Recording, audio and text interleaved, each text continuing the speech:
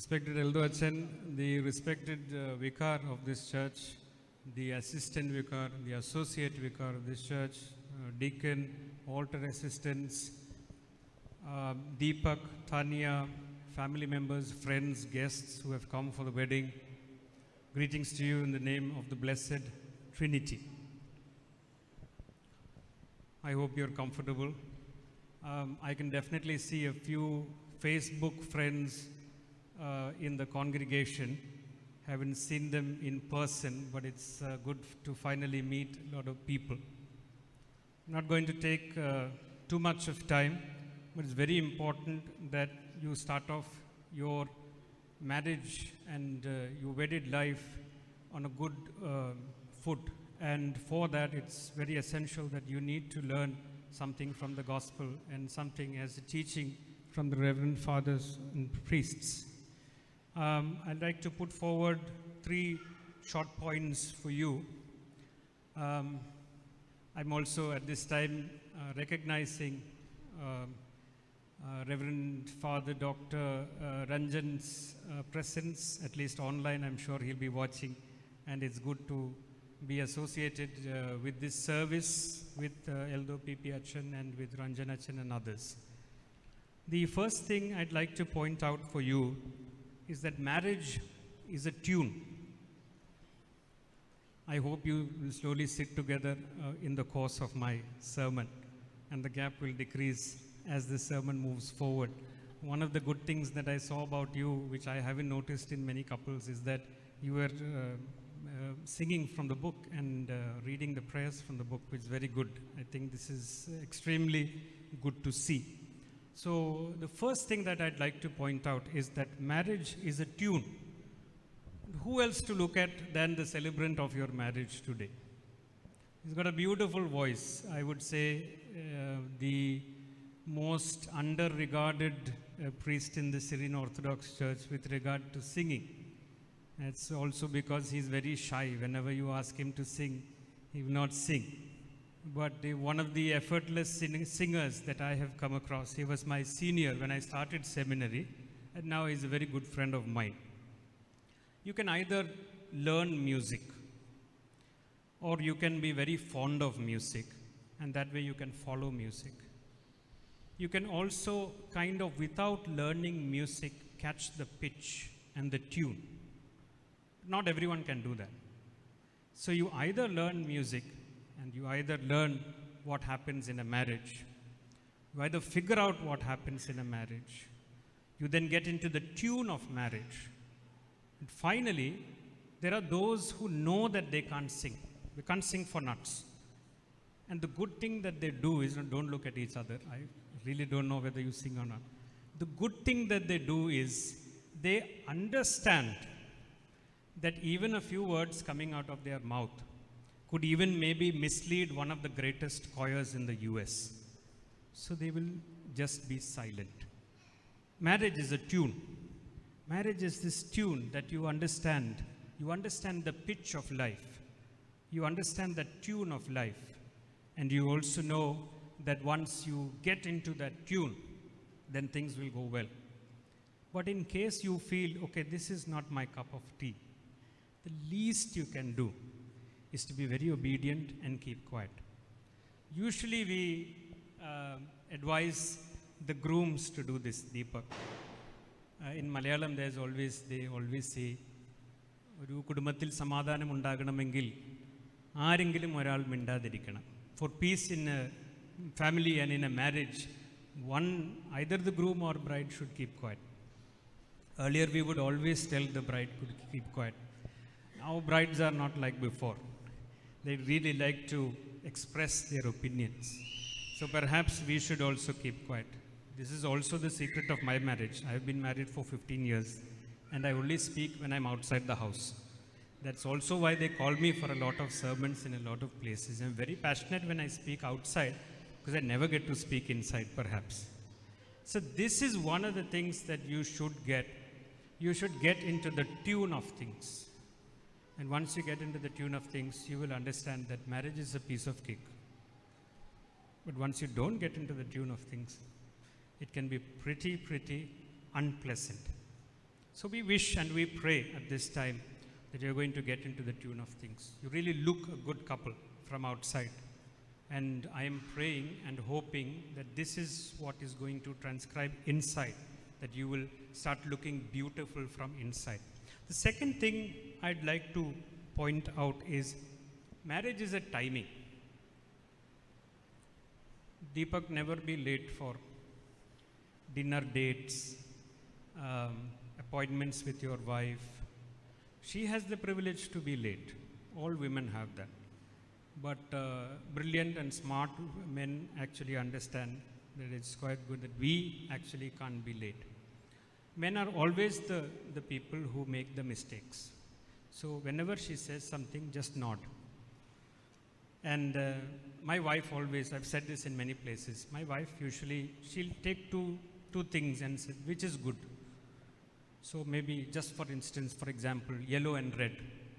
And I'll immediately, I'm a priest, so I have love for red. I'll immediately say red. So she'll immediately have yellow in the left hand. The left hand will keep coming up like this. So it's almost like you made the wrong choice. So I'd be like, so in the beginning I would say, so what? This is what I like. But then after that you get to see that that's not what it is. So we see in John chapter 2, we see the wedding of Cana. One of the examples, perhaps the only example in the New Testament of a wedding. And it's a wedding that Jesus attended. Jesus is not the person that we have got to hear and see. Look at all the churches. Jesus is the most handsome guy if you find one picture in the church. Cool long hair, nice beard. I recently had this observation that I read that you never find a picture of Jesus with a long grown beard. That's true actually. I went to a lot of churches and started searching. But we see a very, very nice picture of Jesus usually. But Jesus may have not been this handsome, cool guy. Perhaps he is a very ordinary guy.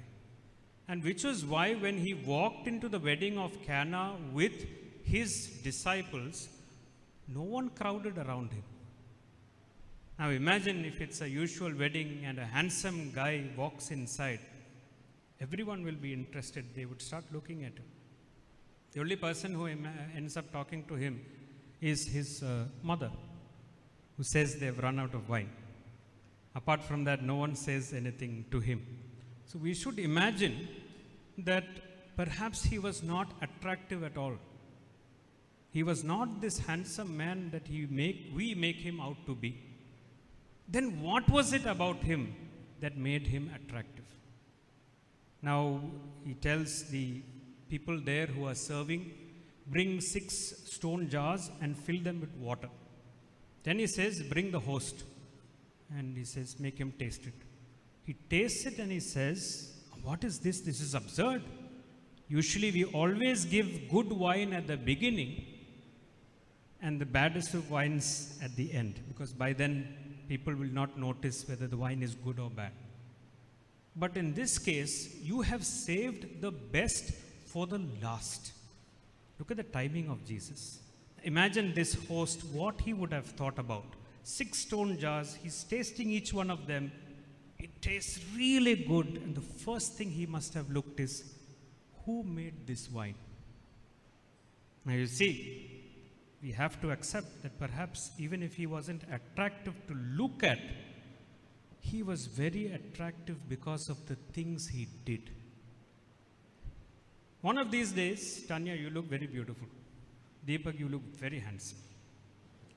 And this is a sincere compliment. But let me tell you the truth. This is not going to last. I realized it. See, my beard is, people have started asking me, how old are you really? Today, a kid I taught in Sunday school was getting engaged, and I prayed at our house and then came for your wedding.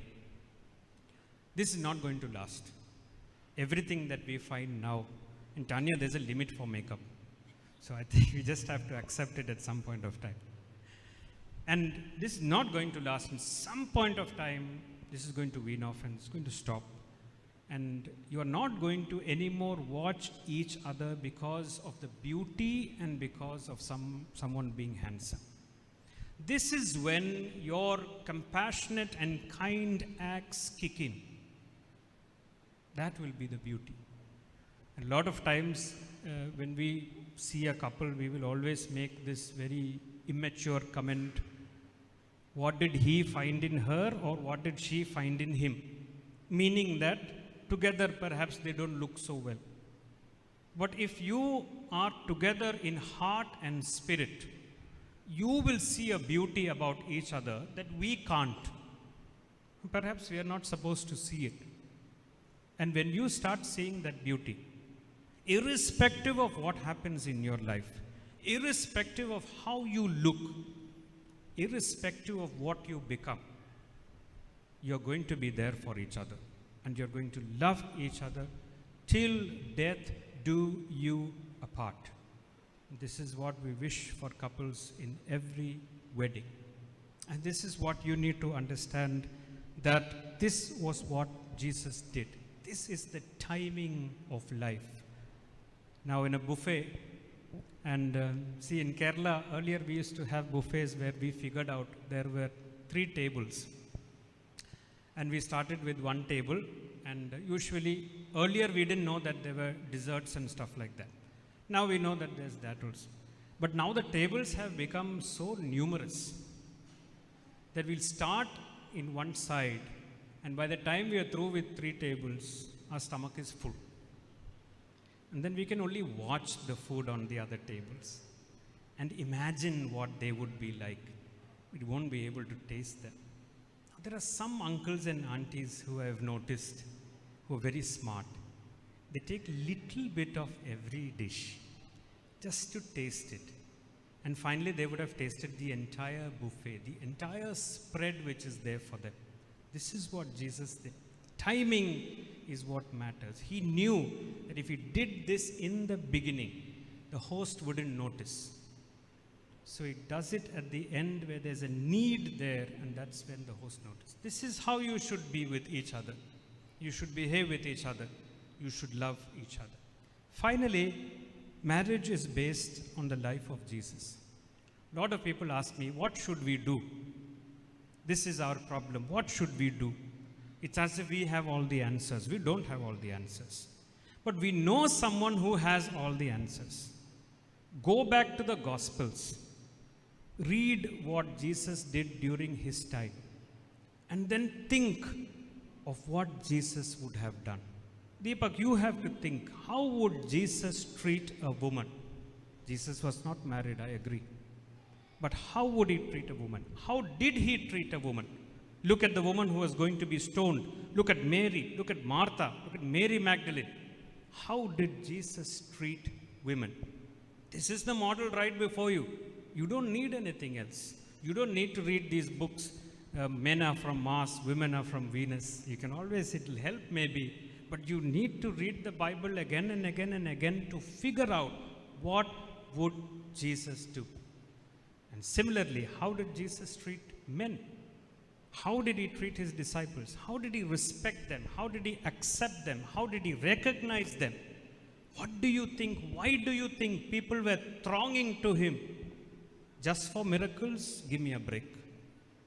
They were going because he touched them, he hugged them, he accepted them, he recognized them, he respected them.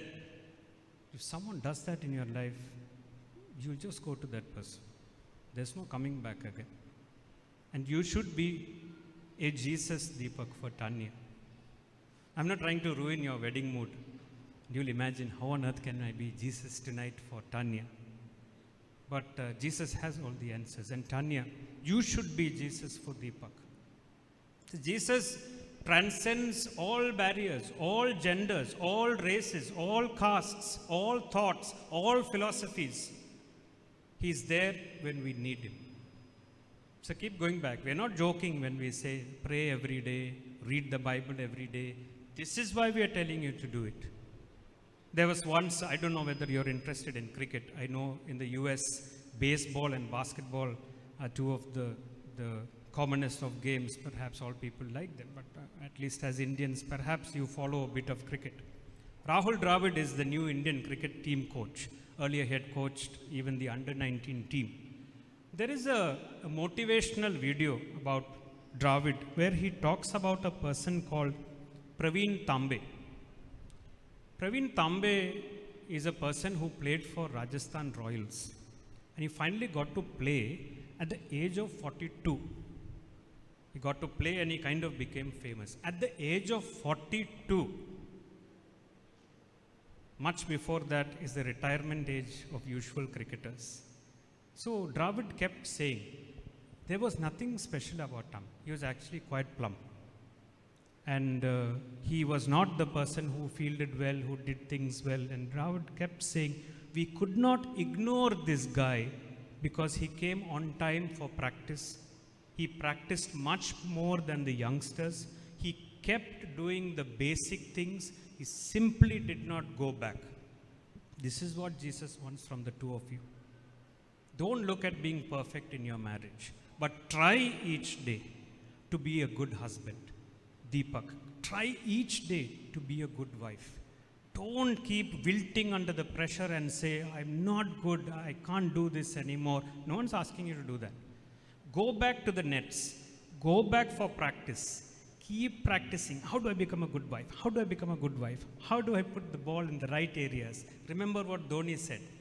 Friends, you just have to put it in the right areas. That's what Azharuddin also said. They kept talking about right areas, which means focus, doing simple things well. So today, when we bless you and we send you on your way, we're not going to say, as I said, you look a wonderful couple, and I'm repeating that again. No offense to the others. But that should not put pressure on you, and you should not imagine, my God, okay, Achan said this, so we have to keep it up. And this is something we have to work on. No, you don't have to work on it.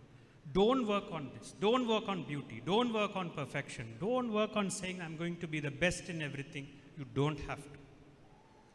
Be the best that you can. Try the best that you can. That's all that matters. And Tanya, you should also learn to forgive. If Deepak does not measure up one day, so what? There's so many more days to your life. Just imagine if Jesus would have done the miracle in the beginning. Then the wedding would have been very boring. And the story would also have been very boring. But he waits till the end. So Deepak may bloom much later. I'm taking a bail application for him in case he doesn't perform well in the beginning. And same thing for Tanya, Deepak. Don't put this pressure, don't pressurize people. Go to the kitchen together, cook food together. It's not meant for one person. I know perhaps not many in the Malayali community will say this, but this is what I say. Do things together and have a partnership with everything. And don't pressurize each other. Don't pressurize yourself. That's not what we want.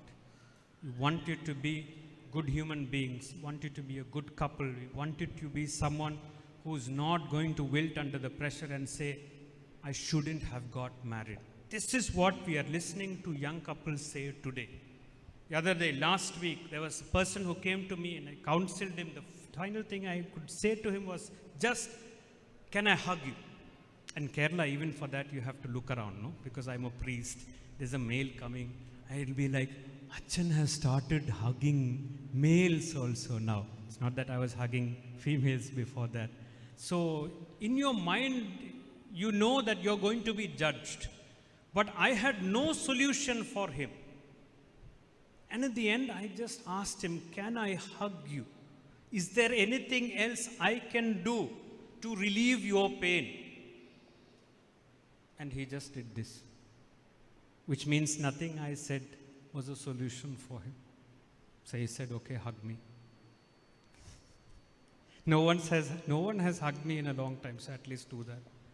So this is what we need to do. Forget about all the other things. Forget about what you've read in Google, Tanya. Forget about if you have tried that. Forget about everything else. Start afresh, start anew, give chances to each other. Know that the other is going to bloom and they will bloom. Now, if the priest in Dallas has to tell Deepak, Deepak, you're going to bloom tomorrow. Where are you, Tanya? Why didn't you say it to Deepak? Why has Ranjan Achan have to say that? Why has Eldo Achan have to say that? And if the priest has to tell Tanya, Tanya, wait, don't worry, don't get depressed. The best is yet to come. Where are you, Deepak? Why didn't you say that to Tanya? You, both of you, have to be the first people in the world to do good things to each other and to say good things about each other. This is why I keep saying, whenever you need a solution, go to the Gospels, read Jesus, see what he did, imagine what he would do now, and do the exact same. God bless you abundantly. We give you much love, all the love that the priest has, all the priests have. I join them together in wishing you well. I join the entire congregation in wishing you well. I'm sure you're going to do a good job. Don't pressurize yourself. May God bless you and fill you with his love. Take care and God bless.